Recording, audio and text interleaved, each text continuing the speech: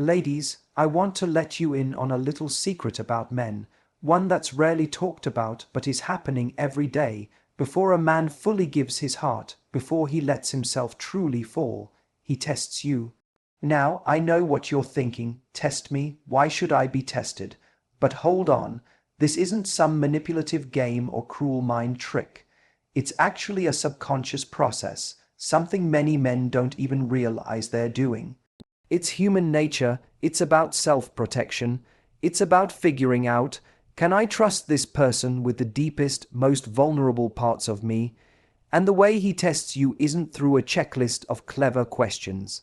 No, he'll test you through your reactions, when he pulls away slightly, when he goes quiet for a moment, when he doesn't text back immediately. He's not always trying to make you anxious, he's watching. Will you chase? Will you panic? Will you abandon your own values and self-respect to get me back? Because how you respond in those moments tells him more than any words ever could. Before a man allows himself to truly fall in love, he often puts the relationship through subtle emotional tests. These tests aren't calculated or planned. They usually happen beneath the surface of his awareness, but they're very real. He might pull back slightly. He might take longer to respond to your messages. He might seem distracted, even distant for a short time. It's not always because he's lost interest. Sometimes he's stepping back to see how safe it feels to go forward. What he's really asking in those moments, without ever saying it out loud, is, can I trust this woman with my vulnerability? The test is emotional, not logical. It's not about facts or performance, it's about emotional patterns. How you behave when the energy changes tells him more than what you say when things are going well. This testing is rooted in fear, often a fear of choosing the wrong person or opening up too fast. He may have been hurt before, or maybe he just values his independence so deeply that surrendering it, falling in love, feels risky. Either way, he instinctively creates these small storms in the emotional weather to see how you handle them. Are you reactive or calm? Do you make it about you, or do you give space? Do you maintain your dignity, or do you let anxiety run the show? These are the moments when your true character shines through, and he's watching, even if he doesn't consciously realize he is. It's not about passing a test in the traditional sense. It's not about being perfect. It's about showing up with emotional maturity. When he sees that you can stay grounded during tension, that you don't lose yourself in uncertainty, something inside him relaxes. He sees that you're not here to control him or win him. You're here because you know your worth, and that self-worth is what sets you apart. Ironically, it's not your effort to keep him that wins his heart. It's your calm confidence when he tries to figure himself out. That's what creates emotional safety. That's what makes him feel like, this is a woman I can build something real with. And when he feels that, the walls start to come down and love starts to rise. How you respond to a man's emotional distance or unpredictability reveals far more than what you say during the happy, easy moments. When a man subtly pulls back, whether intentionally or subconsciously, he's observing your energy. If you immediately start questioning your worth, sending multiple follow-ups, or trying to win him back with over-effort, it signals something deeper, a fear of abandonment and a need for validation. These responses can unintentionally show him that your emotional state depends on his attention, and that creates pressure. On the other hand, if you remain calm, focused on your life, and grounded in yourself, worth, it shows strength. It tells him, I care about you, but I don't need to lose myself to keep you. And that's incredibly attractive. Men are not necessarily looking for perfection, they're looking for peace. A woman who panics when things feel uncertain often brings emotional instability into the dynamic. But the woman who can hold her ground, who doesn't flinch at silence, becomes someone he feels safe to open up to. Why? Because she's not living in reaction to his behavior. She trusts herself, and in doing so, becomes someone he can trust too. Every time you stay composed instead of chasing, Every time you choose grace over desperation, you're sending a message. I have standards. I know what I deserve, and I will not beg for love. That kind of energy isn't cold or distant. It's powerful and warm.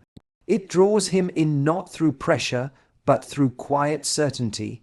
It tells him you're not trying to catch him like a prize, but that you're offering something valuable, a connection that's mutual, not one-sided. In the moments when he's unsure, your emotional posture teaches him about who you are. If you crumble under the weight of ambiguity, he may feel that long-term love would be overwhelming. But if you can hold steady, smiling through the unknown, he realizes he doesn't have to carry the full emotional load. He's not testing you to manipulate you.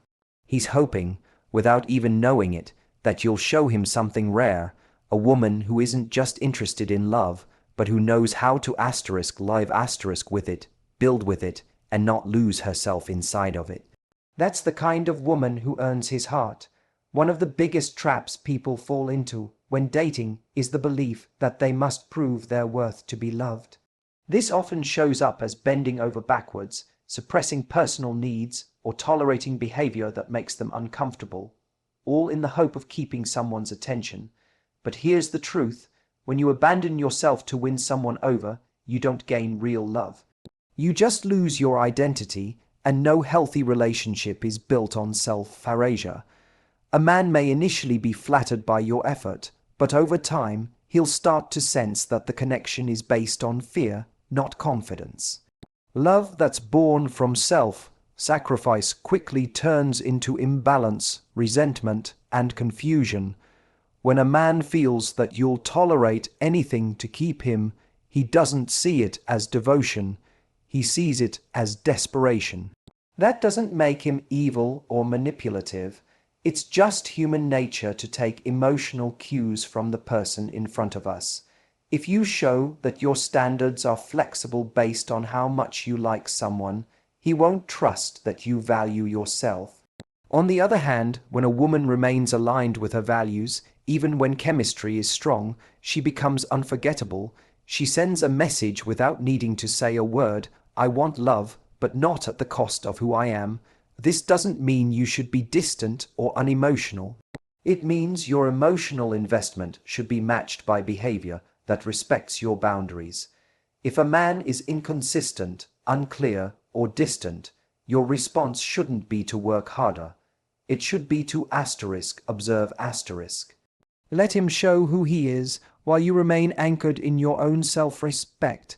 Love that lasts is not about chasing someone to validate you. It's about creating a connection where both people show up authentically, without one person shrinking to make room for the other. When you stop abandoning yourself, something powerful happens. The dynamic shifts. He no longer feels like the center of your universe, and ironically, that makes him want to be part of yours even more. Because confidence is magnetic, self-respect is attractive, and a woman who knows her worth will always inspire a man to rise, not run. That's how real love begins, not through pursuit, but through presence. The emotional tests a man may subconsciously put you through are not the final destination. They're simply a gateway to something deeper.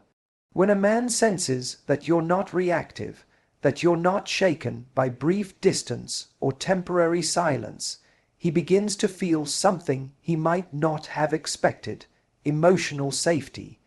It's in that moment, when he realizes you won't spiral or abandon your self-worth, that his guard starts to drop. That's when he begins to trust, not just you, but the idea of being close to someone again. The test was never about playing games. It was his quiet way of asking, will I still be accepted if I'm not perfect? Once you show, through your calm consistency, that the answer is yes without losing yourself in the process he sees you as someone who can handle not just his strengths, but his fears, his doubts, and his vulnerability.